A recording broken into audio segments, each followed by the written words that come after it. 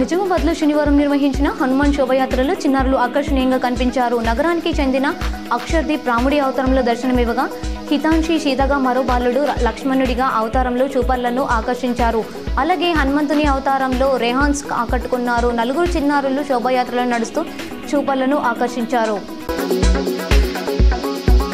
ఇందిరమ్మ ఇండ్లను మొదటి దశలో అత్యంత నిరుపేదలకు అర్హులకు మాత్రమే కేటాయించాలని సీఎం రేవంత్ రెడ్డి స్పష్టం చేశారు. ఈ పథకం పారదర్శకంగా నిరుపేదలకు న్యాయం చేయాలన్న అమలులో కావాలని ఉన్నత స్థాయి సమావేశంలో సూచించారు. లబ్ధిదారుల ఎంపిక కోసం ఏర్పాటు చేసిన ఇందిరమ్మ కమిటీలు జాగ్రత్తగా పనిచేయాలన్నారు.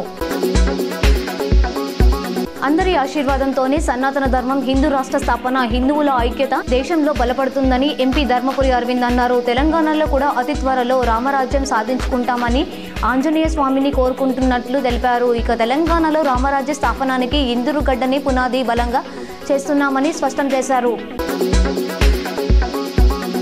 AP deputy CM Pawan Kalyan దంపతులు కుమారుడు మార్క్ శంకర్తో కలిసి హైదరాబాద్ చేరుకున్నారు. ఇటీవల సింగపూర్లోని శంకర్ చదివే స్కూల్లో అగ్ని ప్రమాదం జరిగి అతనికి గాయాలు కాగా ఆసుపత్రిలో చేర్పించి చికిత్స అందించిన విషయం తెలిసిందే. తెలంగాణలో ఎండ తీవ్రత రోజురోజుకు పెరుగుతోందని వాతావరణ శాఖ హెచ్చరిస్తోంది. ఇవాళ అత్యధికంగా మంచిర్యాల జిల్లాలో 43.6 డిగ్రీల ఉష్ణోగ్రత నమోదైంది. అన్ని జిల్లాలలో పగటి ఉష్ణోగ్రతలు దాదాపు 40 నుంచి 44 డిగ్రీల మధ్య నమోదవుతున్నాయి. ఏప్రిల్ 18 నుంచి వడగాలులు మరింత తీవ్రంగా ఉండే ప్రమాదం ఉందని చెబుతున్నారు.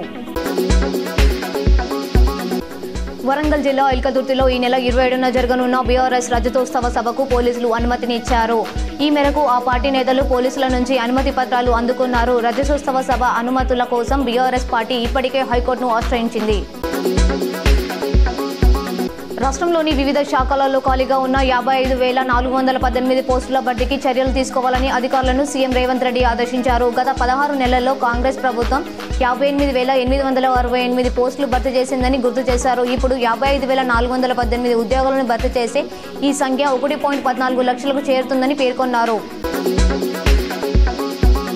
భూభారతి చట్టాన్ని ఈ నెల 14 నుంచి అమలు చేయాలని ప్రభుత్వం నిర్ణయించింది. ముందుగా పైలట్ ప్రాజెక్టుగా రాష్ట్రంలో ఎంపిక చేసిన 3 మండలాల్లో అమలులోకి తేనుంది. ఇక పైలట్ ప్రాజెక్టులో భాగంగా ప్రజల నుంచి సలహాలు సూచనలు స్వీకరించనున్నట్లు సీఎం రేవంత్ రెడ్డి తెలిపారు. భూభారతి పోర్టల్ను మరింత బలోపేతం చేస్తామన్నారు.